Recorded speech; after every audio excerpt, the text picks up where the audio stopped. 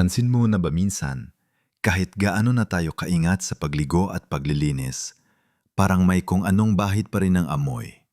O minsan ay parang hindi na tayo kasing presko tulad ng dati. Maaaring pakiramdam natin, natural lang yan, tumatanda na kasi. Pero alam nyo ba, hindi lang ito basta pagtanda. May mga sikreto tayong kalimutan o hindi na gaanong napapansin sa ating pang-araw-araw na paglilinis. At ito ang tunay na dahilan kung bakit minsan ay parang hindi tayo kasing presko at kung paano natin ito masosolusyonan. Maraming tao, lalo na sa ating edad, ang nakakalimot sa mga partikular na bahagi ng katawan na dapat bigyan ng masusing atensyon at ang hindi paglilinis sa mga ito ang siyang ugat ng iba't ibang isyu sa amoy at sa pakiramdam ng kabuwang kalinisan. Hindi lang ito tungkol sa amoy ng katawan mismo. Tungkol ito sa pakiramdam ng malinis, kumpiyansa at masarap sa pakiramdam sa bawat araw. Sa video na ito, tatalakayin natin ang mga nakalimutang bahagi ng ating katawan na kailangan ng masusing paglilinis at bibigyan ko kayo ng mga simpleng paraan at praktikal na payo para manatiling sariwa, mabango at presko sa bawat araw ng ating pagtanda. Hindi lang ito para sa iba, para ito sa ating sariling kaginawan at kumpiyansa. Kaya manatili kayo nakatutok hanggang sa huli dahil may ibabahagi akong tip na talagang ikagugulat ninyo at mabibigay ng mas malalim na solusyon sa usaping ito. Ito ay isang bagay na madalas nating nakakaligtaan, ngunit malaki ang epekto sa ating kabuang pagiging presko. Kaya simulan natin ang ating paglalakbay tungo sa mas matagal at mas mainam na pagiging presko.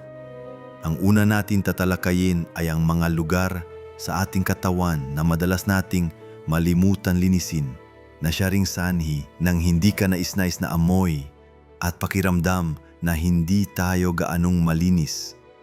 Ito ang mga bahagi ng ating katawan na kahit anong sipag natin sa pagligo ay parang hindi pa rin nabibigyan ng sapat na atensyon, na nagreresulta sa pagdami ng bakterya, pag-ipon ng dumi at pagbabago sa natural na amoy ng ating balat habang tayo ay nagkakaedad.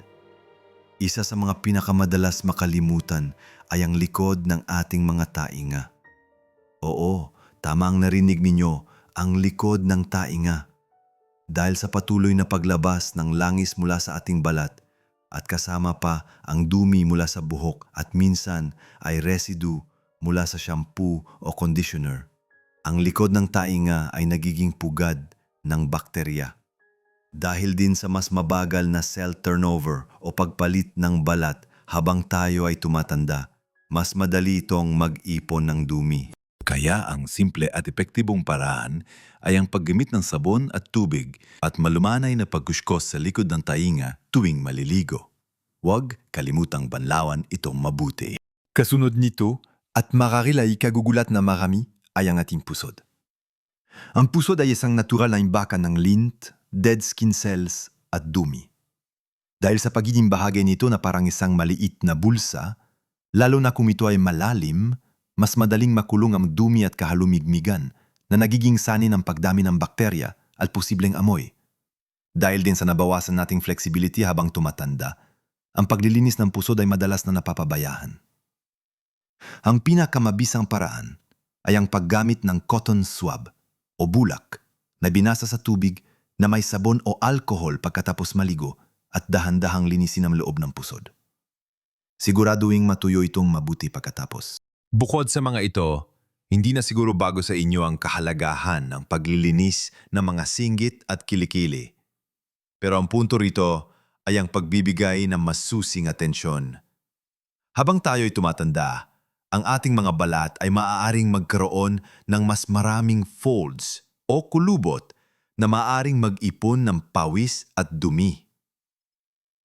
Ang kilikili ay mayaman sa sweat glands at apocrine glands na naglalabas ng pawis na mayaman sa protina na kapag nahalo sa bakterya ay nagiging sanhi ng amoy.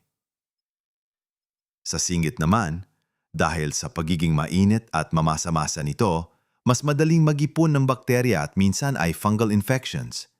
Kaya napakahalaga na hindi lang basta kuskusin, kundi tiyakin na nalilinis ng husto ang mga bahaging ito, lalo na sa mga folds o lukot ng balat. Gumamit ng mild soap at siguraduhing lubusang banlawan at patuyuin ng mabuti. Ang pagpapatuyo ay kasing halaga ng paglilinis dahil ang moisture ay nagpapalago ng bakterya at fungi. At isa pa madalas makalimutan ay ang pagitan ng ating mga daliri ng paa dahil sa pagiging laging nakasuot ng medyas at sapatos o simpleng hindi sapat na pagpapatuyo matapos maligo. Ang pagitan ng daliri ng paa ay nagiging perpekto ng lugar para sa pagdami ng fungi at bakterya na sanhin ng amoy, paa o athlete's foot dahil din sa nabawasan nating abilidad na yumuko o abuti ng ating paa ng madali, madalas itong napapabayaan. Ang paraan dito ay ang pagsisiguro na pagkatapos maligo, paghiwalayin ang bawat daliri ng paa at patuyuin ng husto gamit ang tuwalya. Maaari ding lagyan ng foot powder kung malakas mangamoy ang paa para makatulong sa pagsipsip ng pawis at moisture. Ang mga nabanggit na bahagi ay tila maliliit na detalye pero ang kanilang pagpapabaya ay may malaking epekto sa ating kabuuang pagiging presko. Habang tayo ay tumatanda, nagbabago rin ang chemistry ng ating balat. Nagiging mas tuyo ito, mas mabagal ang pagpapalit ng balat, at minsan, nagkakaroon ng mga natural na compound na nagdudulot ng kakaibang amoy na tinatawag minsan na age-related odor. Hindi ito masama o nakakahiya, natural lang ito, ngunit nangangailangan ng mas masusing atensyon sa kalinisan. Kaya lalong importante ang masusing paglilinis at pagpapatuyo ng bawat sulok ng ating katawan. Ang pagiging malinis sa mga lugar na ito ay hindi lang para sa amoy. Para ito sa pagpigil ng skin irritation, impeksyon, at para mas maging komportable at kumpiyansa tayo sa ating sarili.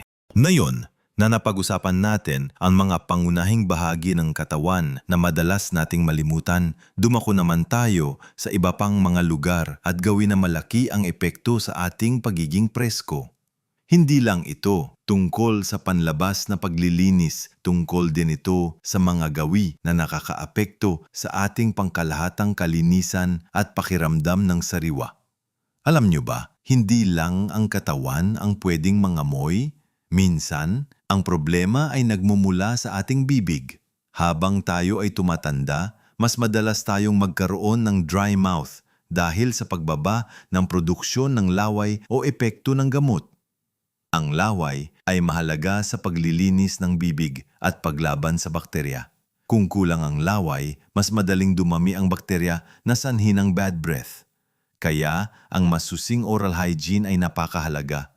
Ito ay kinabibilangan ng regular na pagsisipilyo, hindi lang ng ngipin kundi pati ng dila. Ang dila ay may malaking surface area na pwedeng pag-ipunan ng bakterya at dumi. Gumamit ng tongue scraper o sipilyo na may tongue cleaner sa likod. Linisin din ang pagitan ng ngipin gamit ang dental floss o interdental brush. Lalo na kung may mga pustiso o dental appliance, siguraduhin linisin ang mga ito araw-araw ayon sa payo ng dentista. Ang regular na pagpapatingin sa dentista ay mahalaga rin para masiguro na walang problema sa gilagid o ng ngipin na nagdudulot ng amoy. Susunod naman ang ating anit at buhok. Marami sa atin ang hindi na masyadong madalas maghugas ng buhok, lalo na kung matanda na, dahil baka daw sipunin o masama sa katawan. Pero ang anit ay isa ring bahagi ng balat na naglalabas ng langis at pawis at nag-iipon ng dead skin cells. Kung hindi ito nililinis ng regular, magiging mamantika ang buhok at madudulot ng amoy, bukod pa sa posibleng pangangate o balakubak. Ang paghugas ng buhok ay dapat gawin ng regular. Depende sa pagmamantika ng buhok o kung gaano kakadalas magpawis. Gumamit ng mild shampoo, imasahe ang anit para matanggal ang dumi at langis at siguraduhing banlawan itong mabuti para walang maiwang residue. Huwag matakot na sipunin. Mas mahalaga ang kalinisan at ginhawa. Patuyuin ng maayos ang buhok pagkatapos maligo. Huwag hayaang basa ito ng matagal. Hindi rin dapat kalimutan ang ating mga kuko sa kamay man o sa paa. Ang ilalim ng kuko ay madaling pag-ipunan ng dumi at bakterya. Dahil sa mas mabagal na paglaki ng kuko at posibleng hirap sa pagpuputol o paglilinis nito, mas madali itong mapabayaan. Kaya mahalaga ang regular na pagputol ng kuko at paglilinis sa ilalim nito gamit ang nail brush o ibang panlinis. Siguraduhin na ang kuko ay malinis, maikli at walang dumi sa ilalim. Ito ay hindi lang para sa kalinisan, kundi para na rin sa pagpigil sa pagkalat ng bakterya sa ating bibig o sa ibang bahagi ng katawan. At hindi lang ang ating katawan ang kailangan ng atensyon, ang ating kasuotan, lalo na ang mga panloob na damit, ay malaking salik sa ating pagiging presko. Ang mga damit na suot natin ay sumisipsip ng pawis, langis at dead skin cells sa buong maghapon. Kung hindi regular na pinapalitan at nilalabhan ang mga damit, lalo na ang mga brief, panty, t-shirt at medyas, ang amoy ay mananatili at dadami ang bakterya. Kahit gaano ka pa kalinis sa pagligo, kung marumi o luma ang amoy ng iyong damit, mababaliwala ang lahat ng iyong effort. Kaya ugaliing magpalit ng malinis na damit araw-araw, lalo na ng mga panloob. Pagdating sa paglalaba, gumamit ng sapat na detergent at siguraduhin na lubusang nababanlawan ang mga damit. Mas mainam din na isampay ang mga damit sa sikat ng araw para natural na malipol ang bakterya at amoy, tulad ng nakasanayan na nating mga Pilipino.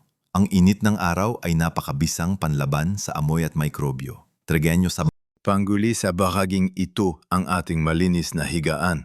Ang ating mga kumot, unan at sapin sa kama ay nagiging imbakan din ng dead skin cells, pawis at dust mites. Kung hindi ito regular na nilalaban, magdudulot ito ng bahid ng amoy sa ating katawan at sa silid. Ugaliing palitan at laban ang mga sapin sa kama, punda at kumot ng regular, kahit isang beses sa isang linggo o 2 linggo. Ito ay hindi lang para sa kalinisan, kundi para na rin sa masarap na pagtulog at pagiging presko, paggising. Ang pagiging presko ay isang kabuwang pakiramdam at nagsisimula ito sa ating kapaligiran, lalo na sa ating kama. Ang mga simpleng gawin nito kapag isinagawa ng regular ay malaki ang maitutulong para manatiling presko at kumpiyansa sa ating sarili sa buong araw. Ngayon, naiintindihan na natin na ang pagiging presko at malinis ay hindi lang basta pagligo at pagsabon. Malalim ang ugat nito sa ating pang-araw-araw na gawi at kung paano natin inaalagaan ang ating sarili, hindi lamang sa panlabas, kundi pati na rin sa panloob. Ang mga simpleng gawing ito, tulad ng masusing paglilinis ng mga singit-singit sa ating katawan, pag-aalaga sa bibig at anit, at ang regular na pagpapalit at paglalaban ng ating kasuotan at higaan, ay malaki ang maitutulong para masiguro na tayo ay laging sariwa at komportable. Pero may isa pang napakahalagang aspeto na madalas natin nakakaligtaan, na siyang tunay na susi sa matagal na pagiging presko. Ito ang tip na sinabi kong ikagugulat ninyo at ito ay may kinalaman sa ating panloob na kalusugan. Ang pinakamalalim na dahilan kung bakit minsan ay hindi natin makamit ang pinakamainam na pagiging presko at ang sikretong dapat natin pagtuunan ng pansin ay ang ating atak, pag-inom ng sapat na tubig at ang ating kinakain. Oo, tama ang narinig ninyo, ang tubig at pagkain. Ito ang madalas na hindi napapansin, ngunit may pinakamalaking epekto sa ating amoy ng katawan at pangkalahatang pakiramdam ng kalinisan. Ang pag-inom ng sapat na tubig araw-araw ay hindi lang para sa hydration. Ito ay nakakatulong sa pag-alis ng toxin sa katawan. Kapag dehydrated tayo, ang ating katawan ay mas naglalabas ng puro at concentrated na pawis na mas madaling mangamoy. Ang tubig ay parang panlinis sa loob ng ating katawan. Tinutulungan nito ang ating kidney na mag-filter ng dumi at toxins na kung hindi ay lalabas sa ating balat bilang amoy. Kaya ugaling uminom ng 8 baso o higit pa ng tubig sa isang araw o kung ano ang angkop sa inyong kalusugan at payo ng inyong doktor. Pag-inom, hindi juice, hindi kape, kundi plain na tubig. At ang isa pa, ang ating kinakain. Alam nyo ba na ang ilang pagkain ay nakakapekto sa ating amoy ng katawan? Halimbawa ang pagkain ng maraming bawang at sibuyas, kahit masarap sa ating lutuin ay maaaring lumabas ang amoy nito sa ating pawis dahil sa sulfur compounds na nilalaman nito. Ganon din ang mga pagkain na may mataas na proseso, mga fast food, at ang sobrang dami ng red meat. Ang mga pagkain ito ay mas matagal i-digest at maaring maglabas ng byproducts na nakakapekto sa ating amoy. Sa kabilang banda, ang pagkain ng maraming sariwang prutas at gulay ay nakakatulton sa paglilinis ng ating digestive system at nagbibigay ng mga natural na antioxidant na nakakatulong sa ating balat at pangkalahatang kalusugan. Ang mga pagkaing mayaman sa chlorophyll tulad ng spinach, parsley at kangkong ay natural na deodorizer. Kaya ang pagbabago sa ating diet patungo sa mas maraming halaman, prutas at mas kaunting processed foods ay malaking tulong sa pagiging presko. Hindi ito ibig sabihin na bawal kumain ng paborito nating lutuin, kundi ang pagbabalanse at pagbibigay prioridad sa mga pagkaing nakakatulong sa ating kalusugan at kalinisan. Tandaan, mga mahal kong kaibigan, ang pagtanda ay isang biyaya at ang pagiging presko at malinis ay hindi lang para sa iba, kundi para sa sarili nating kumpiyansa at kaginawaan. Ang mga maliliit na pagbabago sa ating mga gawe sa paglilinis at sa ating pamumuhay, tulad ng masusing paglilinis ng mga nakalimutang bahagi ng katawan, pag-aalaga sa ating bibig at buhok, pagsisiguro ng malinis na kasuotan at higaan, at lalo na ang pag-inom ng sapat na tubig at tamang pagkain, ay maaari magdulot ng malaking kaibahan sa ating pakiramdam at sa ating kalidad ng buhay. Huwag nating isipin na ito ay problema. Isipin natin na ito ay isang oportunidad para mas alagaan pa ang ating sarili at mas tamasahin ang bawat araw. Ang pagiging malinis at mabango ay nagbibigay ng kakaibang ginhawa at kumpiyansa na nagpapataas ng ating kaligayahan. Naway nakatulong ang mga ibinahagi ko sa inyo ngayon. Ang bawat hakbang, gaano man kaliit, ay mahalaga. May mga sekreto ba kayo sa pagiging presko? O meron ba kayong naranasan na iba pa tungkol sa usaping ito? Ibahagi ninyo sa comment section sa ibaba. Gusto ko marinig ang inyong mga kwento, ang inyong mga karanasan, at ang inyong mga payurin. Sama-sama tayong matuto at lumago. Kung gusto na ninyo ang video na ito at nakakuha kayo ng bagong kaalaman na sa tingin ninyo ay makakatulong sa iba, pakilike naman at mag-subscribe sa ating channel para sa mas maraming pang kapakipakinabang na tips at kaalaman na sadyang inihanda para sa atin. Pindutin nyo rin ang notification bell para updated kayo sa bawat bagong video na ilalabas namin. Patuloy tayong mamuhay ng buo, presko at pulo ng sigla sa bawat yugto ng ating buhay. Huwag kalimutan, ang pag-aalaga sa sarili ay pag-ibig sa sarili. Hanggang sa muli, mga kaibigan, ingat kayo palagi at manatiling presko at puno ng sigla.